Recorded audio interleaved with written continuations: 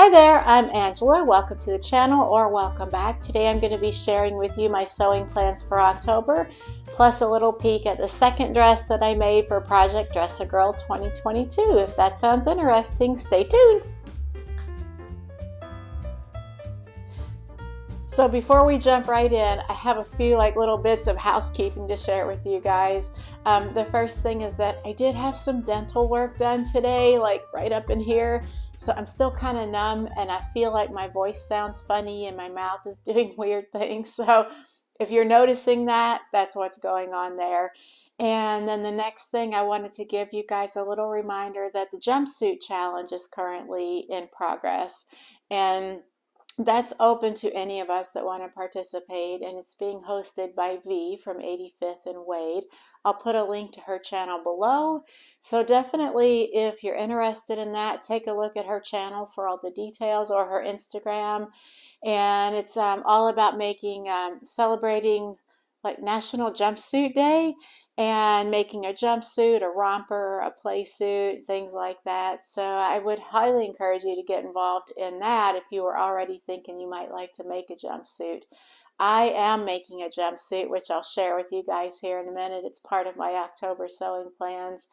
And then the last thing that I just wanted to share with you guys, that I'm definitely sending a lot of thoughts and prayers out to our sewing friends in the Southeast United States, specifically Florida, where Hurricane Ian did a lot of devastation. I'm sure you guys have heard about this by now, and you probably watch many of the sewing YouTubers that are situated in that part of the country that were affected by the hurricane. So I'm sending my thoughts and prayers out to them. So with that, I'm going to go ahead and share with you my sewing plans for October. And just a heads up, a lot of this video, I'm going to kind of be pointing the camera at my sewing table, because that's where all the action is, so to speak. So let's get started with that. The first thing that I'm going to make is my jumpsuit, and I'm using a New Look pattern. I'm going to grab that. It is New Look 6446. I'm doing view C, and my fabric did arrive, within the last week. I ordered it from Blackbird Fabrics. I'll share that with you here in just a moment. And it was my first time ordering fabric from Blackbird. I have window shopped on Blackbird's website so many times, and the fabrics there always have looked so good. I just have kind of hesitated because they're very high quality, so that means they carry a little bit higher price tag, understandably. And also because they're shipping from Canada, which makes the shipping a little bit higher. So once though I found this fabric that I'm going to share to make my jumpsuit with, I got a good deal on it. It was on sale, and it turns out the shipping wasn't really that terrible coming from Canada to the Midwestern United States. So I went ahead and ordered it, and I love the fabric. It's so good. I've pre-washed it, run it through the dryer. So I pre-washed it on warm and ran it through the medium heat on the dryer, and it's fine. So I'm so excited to start working with that. I'll show you guys that. And I did want to talk, before I share that with you, a little bit about this pattern. This is not meant to be a pattern review yet because I haven't made it, but it's a New Look, and I have sewn once or twice with New Look, but this particular one has US sizes 6 to 18. And it turns out I fall just above the 18 size. If it had gone to size 20, I think I would be fine. Either way, what that means is I'm still going to make it, but I'm going to have to do some adjustments. And because of the way the jumper is designed, there is a top and a bottom, so there's a waistline seam, and the front and back bodices both have darts. So that's going to be a little bit of a challenge for me, which I'm welcoming, as I really haven't made that kind of adjustment on this type of a garment.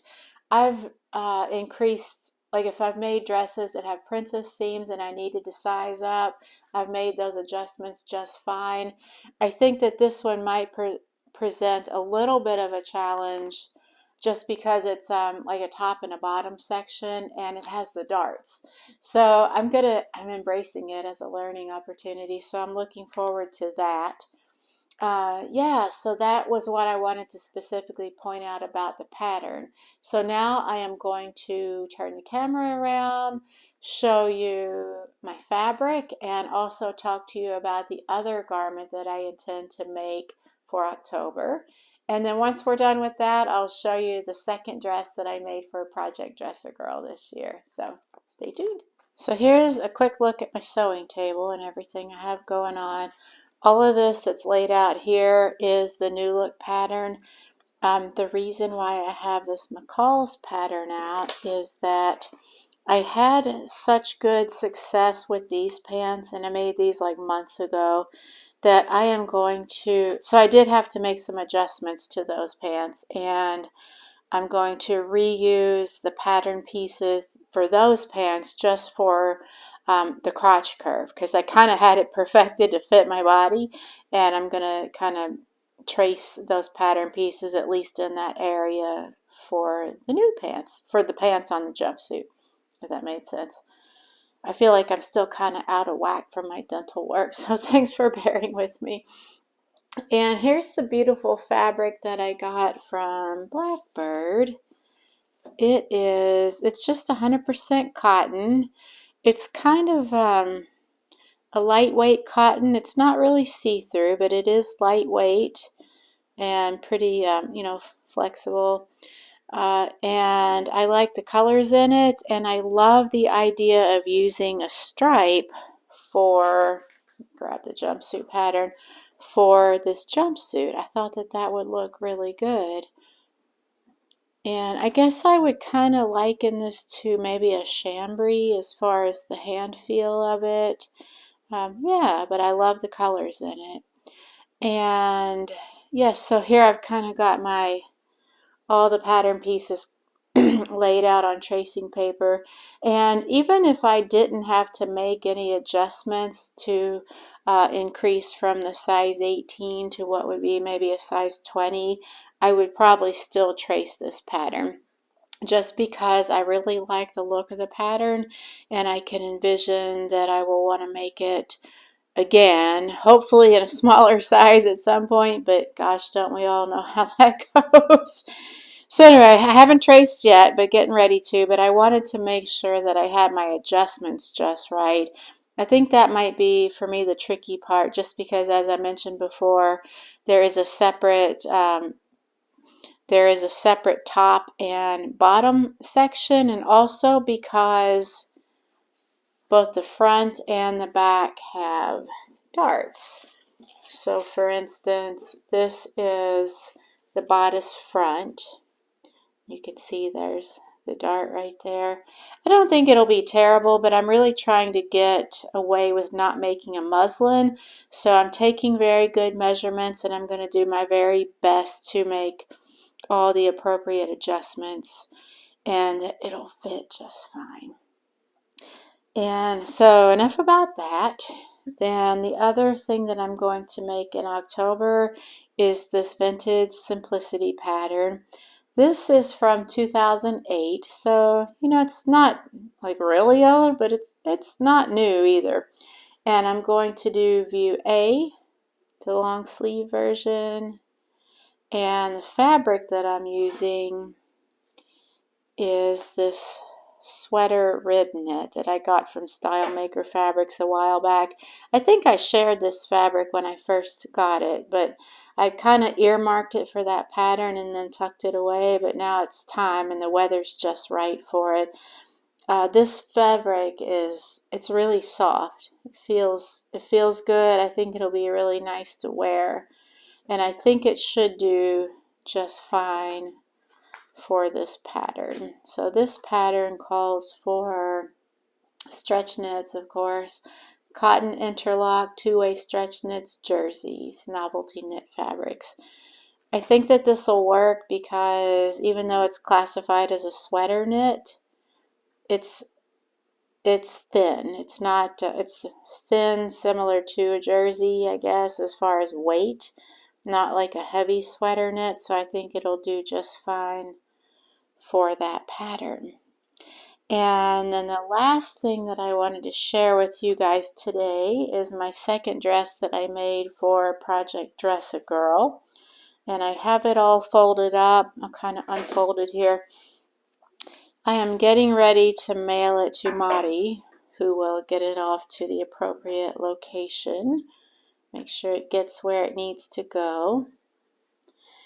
And if you saw the video where I shared the other dress that I made for Project Dress a Girl, I'll put the link above just in case you missed that. It's the same dress. This one is in the same size and everything. The only thing that's different is the fabric. So this is a Joann's, like a quilting cotton fabric or novelty print with little ladybugs on it. And then I did put the Dress a Girl label. And one thing I learned the hard way on this, which I knew better, and I can't believe I missed this, I should have sewn the labels on before attaching the pockets to the dress, because of course there's no way to get that under the sewing machine after the fact, and I ended up having to hand stitch the label on, so hopefully that'll be okay. But yeah, so that's the second dress that I made.